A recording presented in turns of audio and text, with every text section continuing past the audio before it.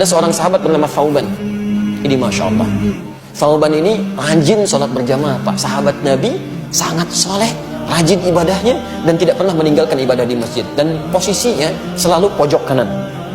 Pojok kanan. Tapi niatnya bukan ingin mojok. Niatnya bagaimana saya bisa khusyuk ibadah dan tidak mengganggu orang. Karena biasanya posisi di pojok itu pada umumnya tidak banyak singgungan dengan orang lain. Tidak banyak singgungan dengan orang lain.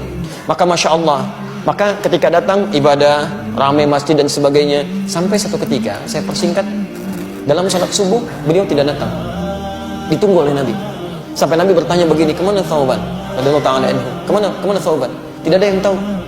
Sampai ketahuan oleh Nabi itu. Jadi satu orang nggak datang aja, oleh Nabi ketahuan, di sebulan kemana nih? Nggak ada gitu. Tapi sahabat mengatakan, kami tidak tahu ya Rasulullah, kan? Apa yang terjadi? Ditunggu oleh Nabi.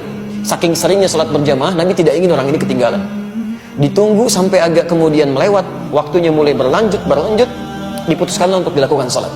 Ya, karena dikhawatirkan habis waktu subuhnya. Sholat ditunaikan, selesai menunaikan sholat, diputuskan untuk menengok sahabat tadi. Perhatikan, orang sering ke masjid, tidak ada di masjid, Nabi masih mengajak sahabat untuk menengok. Itulah jamaah. Anda tahu ketika menengok itu, ditelusuri jalan ke rumahnya, itu ternyata jarak yang ditempuh 3 jam. 3 jam. Nah, yang paling ingin saya sampaikan ketika ditengok, istrinya kemudian mulai keluar mengatakan, "Tuwfiya zawji." "Aina Thauban?" "Kemana Thauban?" kata Rasulullah SAW. Kata istrinya, "Laqad tuwfiya." Dia sudah wafat. Meninggal.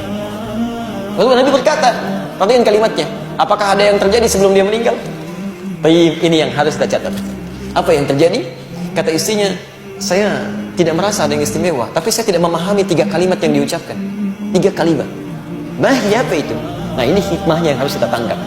Sebelum beliau meninggal dalam sakaratul mautnya, beliau mengatakan, "Kenapa nggak lebih jauh lagi?" katanya. Kalimat pertama, saya tidak paham itu. Kalimat kedua, "Kenapa bukan yang baru?" katanya kan? Kenapa bukan yang baru? Dan kalimat ketiga, "Kenapa tidak semuanya aja?" Tapi Rasulullah SAW tersenyum, lantas menyampaikan, turun berita dari langit menyampaikan, teman-teman sekalian, ketika Thauban mengatakan kenapa tidak lebih jauh lagi, kita mesti pahami, sebelum seseorang meninggal dunia dalam sakaratul mautnya, itu akan ditampakkan keadaan amalnya.